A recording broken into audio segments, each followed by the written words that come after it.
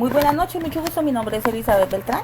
Soy alumna de séptimo semestre de Administración Pública de la Corporación Unificada Nacional. Entonces, hoy me ha correspondido hablar sobre la materia de Derecho Administrativo y de acuerdo a la actividad nos corresponde hablar sobre actos administrativos. Entonces, pues, una vez revisados los recursos académicos dispuestos, podemos desarrollar la actividad dando los siguientes conceptos. Entonces, ¿cuál es la diferencia entre derogatoria y nulidad en el acto administrativo? Entonces, cuando hablamos de derogatoria de un acto administrativo, nos referimos al evento en el cual el acto administrativo pierde su vigencia o cumplió su objeto, mientras que la nulidad se predica como un medio de control mediante el cual se realiza un juicio de legalidad que se le hace al acto administrativo. Entonces, la segunda pregunta es, ¿qué es la autotutela administrativa? Entonces, se refiere a la potestad de que dispone la administración pública como sujeto de derecho para establecer por sí misma lo que es conforme a derecho declarario o imponer unilateralmente el derecho y obligaciones a los ciudadanos y hacerlos ejecutar sin necesidad de acudir a tribunales de justicia. Todo ello lo hace por sí misma. La tercera pregunta, ¿qué es nulidad de un acto administrativo?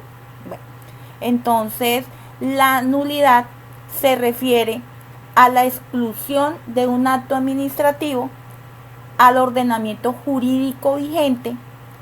Solo será posible mediante la vía jurisdiccional contencioso administrativa. Entonces, la cuarta pregunta es, ¿qué son los actos administrativos de ejecución?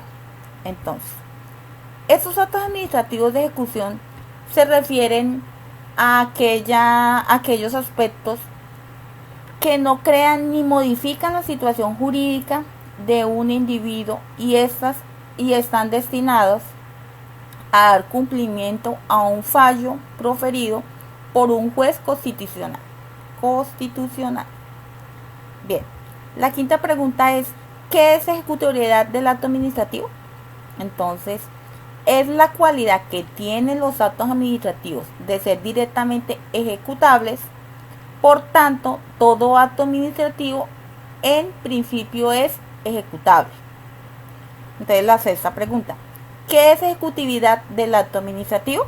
Entonces, la ejecutividad del acto administrativo es la posibilidad que permite a los actos administrativos ser llevados a la práctica mediante actos materiales de la ejecución.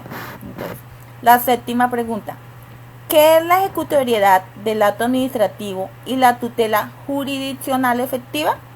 Entonces, frente a este tema, podemos inferir que se trata del derecho que tiene cada individuo mediante un proceso judicial a que la administración garantice el cumplimiento de sus derechos cuando no se vean amenazados o vulnerados.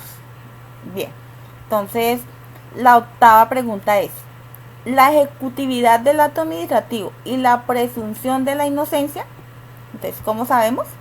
Que la ejecutividad es la capacidad del acto de modificar el ordenamiento jurídico o la posibilidad de ejecutar el acto por la fuerza sin intervención del órgano judicial, y que cuando hablamos de presunción de inocencia nos referimos a la premisa legal que toda persona es inocente hasta que no se compruebe lo contrario. Debemos establecer que se debe existir un equilibrio entre la eficacia de la administración y el respeto de los derechos de los particulares. Entonces, la novena pregunta es, ¿enunciaría los requisitos para la ejecutoriedad forzosa de los actos administrativos? Entonces, bien, para la ejecución forzosa de los actos administrativos se realice de carácter forzoso, debe, entonces, que provenga de una relación de un derecho público, que contenga una obligación de dar, hacer o de no hacer, que no haya perdido su ejecutoriedad. Bien, entonces vamos a hablar sobre la ley 1715 del año 2015. Entonces ahí vamos a mirar realmente de qué nos habla esta ley. Entonces ahí nos dice que por el medio del cual se regula el derecho fundamental de petición y se sustituye un título del Código de Procedimiento Administrativo y de lo contencioso administrativo. Entonces, que ahí garantiza que todas las personas tienen derecho a presentar sus peticiones muy respetuosas a las autoridades por motivos de interés general o particular y a obtener pronta respuesta a su petición. También nos dice que en el ejercicio del derecho de petición es gratuito y que se puede realizar sin necesidad de representación. O sea, no quiere decir que no es que sea necesario que tenga un abogado para poder presentar un derecho de petición, no. Cualquier persona lo puede hacer sin necesidad de un abogado. Entonces, de acuerdo a eso, pues define unos términos esta ley y nos dice que toda petición debe resolverse dentro de los 15 días hábiles de su recepción y establece pues que como excepciones entonces las diferentes. Entonces dice que las peticiones de documentos de información deberán ser resueltas durante los 10 días siguientes a su recepción. Si en ese lapso no se ha dado respuesta al peticionario, se entenderá para todos los efectos legales que la respectiva solicitud ha sido aceptada y por consiguiente, pues la administración ya no podrá negarse a la entrega de dichos documentos al peticionario y como consecuencia tendrá que entregar las copias dentro de los 3 días siguientes. Entonces es muy importante resaltar entre estos que dice la norma, porque sí realmente pasa. A veces no responden las entidades los derechos de petición y pues siempre se pasan del tiempo y pues la gente desconoce esta norma y pues ahí lo puntualiza y lo deja claro. Entonces ya como segundo, entonces nos dice que las peticiones mediante las cuales se eleva una consulta a las autoridades en relación con la materia, o sea, que ya sea a cargo de ellos, ¿sí? de sus funciones, deberán resolverse dentro de los 30 días siguientes a su recepción. Es muy importante también conocer este punto. Entonces dice que pues el incumplimiento de los términos para el servicio público será sanción disciplinaria. O sea, eso es ya para lo público. Un aspecto relevante de esta norma define de manera taxativa la información sometida a reserva en su artículo enumerada. Así. Entonces, pues, como número 1, los relacionados con la defensa o seguridad nacionales. 2, las instrucciones en materia diplomática o sobre negociación reservada.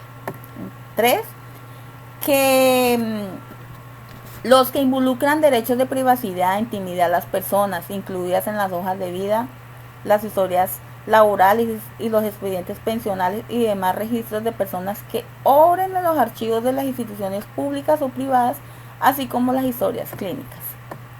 En el 4, los relativos a las condiciones financieras de las operaciones del crédito público y tesorería que realice la nación, así como los estudios técnicos de valoración de los activos de la nación, esos documentos e información estarán sometidos a reserva por un término de 6 meses contados a partir de la realización de la respectiva operación. Como punto 5. Los datos de referencia a la información financiera y comercial en los términos de ley estatutaria 266 del año 2008.